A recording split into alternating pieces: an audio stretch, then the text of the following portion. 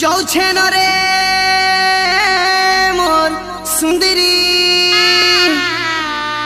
तोर दुनिया के छाड़ी करी हे हे हे हे हे